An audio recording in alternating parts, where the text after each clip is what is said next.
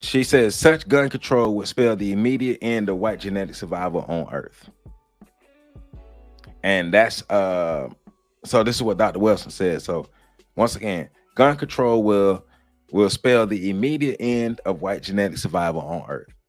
Gun control will. Because now you even the playing field. Now we're talking about more effects of the system of anti-blackness. This system of anti-blackness, talking about more effects of it, and on both sides. And that's what I like about Dr. Welsing. She breaking down the effects on both sides, how it affects black people and white people, right? So this week we're covering chapters 8 and 9, guns and symbols, and the motherfucker and the original motherfucker. And I'm gonna have to bleep all that out, but hey. So guns and symbols. In guns we trust, says the white supremacist. In guns we shall conquer, says the white supremacist. According to a man named Anthony Simpson in his book, The Arms Bazaar, From Lebanon to Lockheed, he tells us that weapon was until the 14th century synonymous with the penis. Let me say that once again. The word weapon, according to Anthony Sampson in his book, The Arms Bazaar, From Lebanon to Lockheed, a book that was published in 1977. Weapon was until the 14th century synonymous with penis, the word penis, right? There are now 25,000 handgun deaths per year in the United States of America. Remember, this article, this specific paper was written in 1975, right? So this is from the 70s, but she's saying there are 25,000 handgun deaths per year in the United States of America. The president of the U.S. in 1975 was subjected to 2 assassination attempts in the same span of 3 weeks. Handguns were the instrument used in each assassination attempt. The same president was against handgun control. Well, why is the gun so important? What's so significant about the gun? And why is the gun synonymous to the penis? Well, what is the penis? So the penis is the instrument used in the procreation of life. Well, in the sense of a system of anti-blackness, the most powerful penis, according to Dr. Welsing, the most powerful penis on this planet is the black penis. And the black penis, having the greatest amount of genetic material, i.e. melanin, has the greatest capability of genetic annihilation of any white race, because the white race has the recessive traits. So the gun is synonymous with the penis. So the black man has the big black penis. The white man has the small white penis. And the gun, the big black gun that the white man holds in his hands and even wraps around his waist at the level of the phallus, it's the great equalizer. The gun for the white man is the great equalizer. The starting point for analysis is the recognition that, for better or for worse, the United States is a country with a thing about guns. Prowess with firearms was critical to survival in the frontier days. The right to bear arms is guaranteed in the Constitution. Millions of Americans regard hunting as a favorite recreation. Thousands collect guns as souvenirs. I once visited the home in Mechanicsburg, Ohio, of a prominent official. In his home, no wall was uncovered by some kind of rifle, gun, pistol, or musket. The owner, William Saxby, eventually became Attorney General. Guns are important in America. We are a pro-gun culture because guns is what the Europeans use to conquer the world. Guns is what the Europeans used to conquer the world.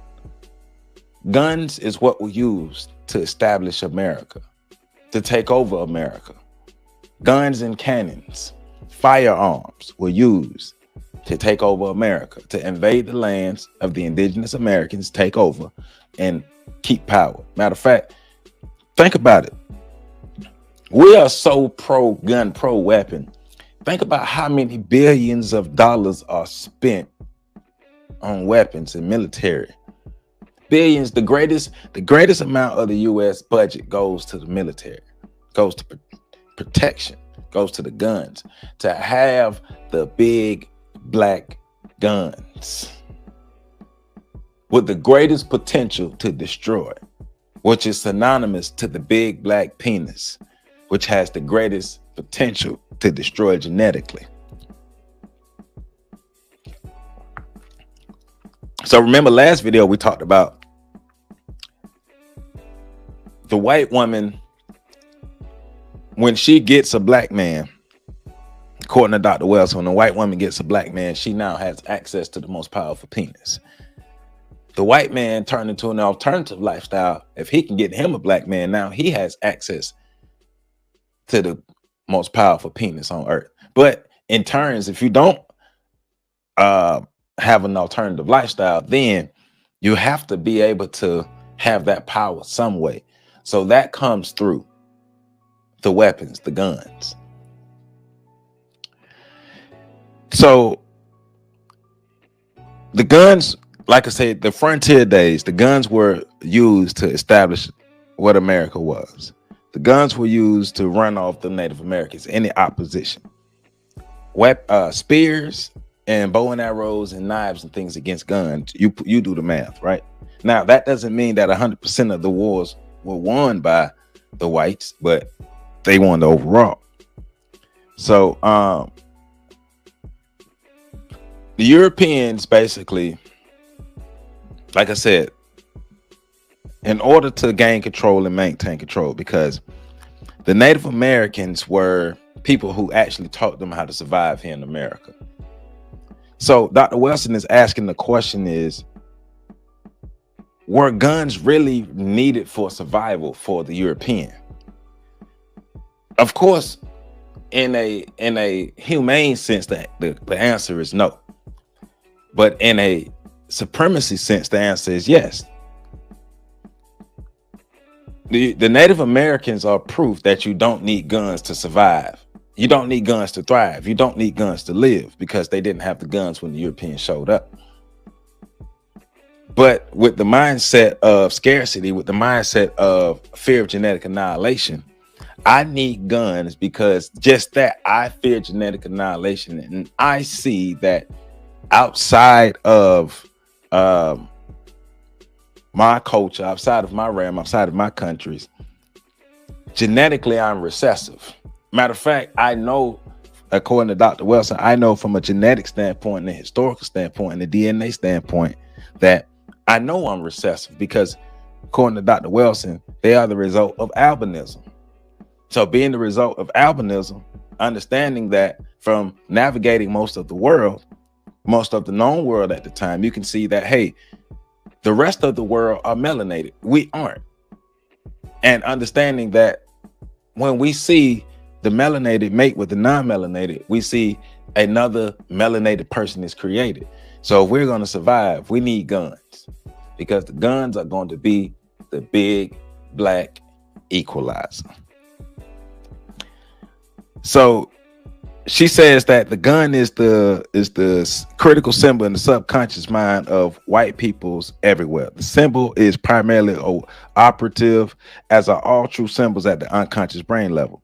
Increasing numbers of black behavioral scientists are beginning to understand that the dominant thrust in what has become known as the Western civilization is right, but the guns help establish and maintain the race. Racism is the root of everything that is Western civilization. Matter of fact, Western civilization, like Dr. Welsing said, Western civilization is a synonym for the system of anti-blackness. Western civilization, America, the West, all of those words are synonymous, right? In guns, they trust. In guns, they conquer the world.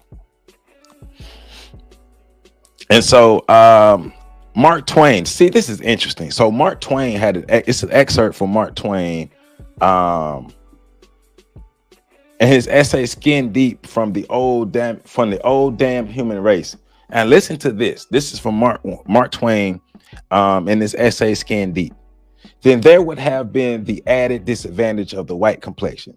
It is not an unbearably unpleasant complexion when it keeps to itself. Think about what I was just saying earlier. But when it comes into competition with the masses of brown and black, the fact it is betrayed that it is endurable only because we're used to it. Nearly all black and brown skins are beautiful, but a beautiful white skin is rare. How rare?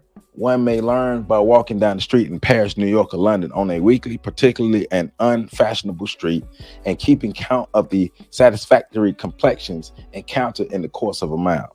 Where dark complexions are masked, they make white look bleached out, unwholesome, and sometimes, frankly, ghastly. And that, like I said, that's from Mark Twain. Understanding that from a psychological level, they see themselves as genetically inferior. They see white as not as opulent, not as aesthetic as black, as the black skin. Thus, the jealousy, thus the hatred, thus the rage, thus the primal need to dominate because you can take me out. If we get together and you take me out, all of this that I work for is for naught. The whole job is to maintain. The whole job is to maintain. And so then she goes on, Dr. Welsing goes on to talk about self-production and self-reproduction are not the only targets of degradation in the white psyche of the brain computer. Within the thought and the logic processes of the white psyche, the genitals themselves are degraded, both the male and the female genitals. Those parts of the anatomy and physiology that are responsible for self-reproduction and self-reproduction, and self-reproduction, especially the white male sexual apparatus, is seen as inferior and inadequate when compared to the sexual apparatus of the black male. Once again, the small white penis versus the big black penis. The small white penis worldwide, small penises worldwide are seen as inferior. Small penises mixed with recessive genetics is seen as even more inferior. If we come in contact with other people in the world and the other people in the world see our women as sexually desirable, they could take us out. Matter of fact, if the white men see melanated women as desirable and mate with the melanated women,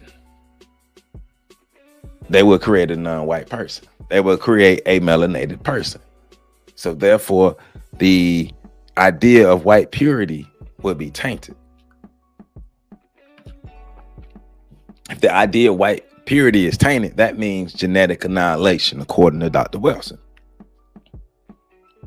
What's the point of building all of this if it's going to fall for genetic annihilation? That's why I think I believe that there is a civil war going on between white people. I believe there's a civil war going on between the conservatives and the liberals. The liberals have the dominant media right now. And the liberals are giving specific messages because, like I was saying last show, we see a lot of the advertisements of black and white couples, mainly white men and black women. But if the overall goal is to maintain genetic purity and maintain your place on earth, period, and not to be annihilated genetically, then you wouldn't engage in interracial relationships. So there has to be a fraction in the white system, unless all of this other stuff is just a front to make black people think that they friends and stuff and they got some other plans and stuff. I don't know, but it just don't make sense for white people to fear genetic annihilation but push interracial relationships. That don't make sense to me. So it either has to be a fraction in the white system or they playing the real dirty game. So she also goes on to talk about because of the recessiveness of the albinism that leads to a softer voice, less masculine features, less I can say, or a increased chance of impotence for the male. The eyesight isn't as great. The muscle density is poorer in the albino male because of the genetic recessiveness. The albino's genetic material, according to Dr. Welsing, the albinos who became the white race, their genetic material isn't as strong as the melanated group of people, as the African people. And because of the lack of purity or strength in the genetic material, that makes it easier for the albino to be wiped out. Right? Understanding this, I got to protect myself. All right. And so I am, if a group of people see themselves as genetically weaker, but they want to dominate, they got a couple decisions to make. What choices do they have? What do they have access to? Because hand-to-hand combat, probably ain't gonna work that well. We tried that before, and they was able to take their stuff back. We tried that before, hand-to-hand combat. And shoot, we were defeated by others. We were defeated by other melanated people of the world. So maybe hand-to-hand combat might not be the best, but hey, we got these fire sticks that eventually became firearms, right? Guns, cannons, handguns, rifles, cannons, eventually Gatling guns, like machine guns, all these higher powered guns. Technology will be the equalizer. Technology will be the equalizer. I have my big black equalizer, right?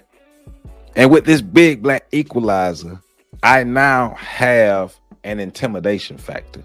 I now have something that I can use that could give me more power and more ability to face this so-called enemy. And we know the people really not enemies. They just defending their lands. But to the European, these are the enemies who are trying to impede our taking over of the world. And so since these Europeans trying to impede all that, since these Africans are trying to impede us taking over this globe, shoot, I got something for them. Let me go to my car real quick. If we put it in modern terms, the European walked up on the black person and was like, "Hey, I want all your stuff. You're gonna give me all your stuff." And the black person like, "Psh, man, you ain't getting nothing. You ain't getting none of this." "Oh yeah? Oh yeah?" I'll be right. I'm gonna go to my car. I'll be right back. They brought a Gatling gun to a fist fight. That's the mindset that we're dealing with. Think about what I just said. We're dealing with people who bring Gatling guns to fist fight. How do you defend yourself against that? Because that's what you have to defend yourself against. They bring Gatling guns to fist fights. It's not about being fair. It's not about morality.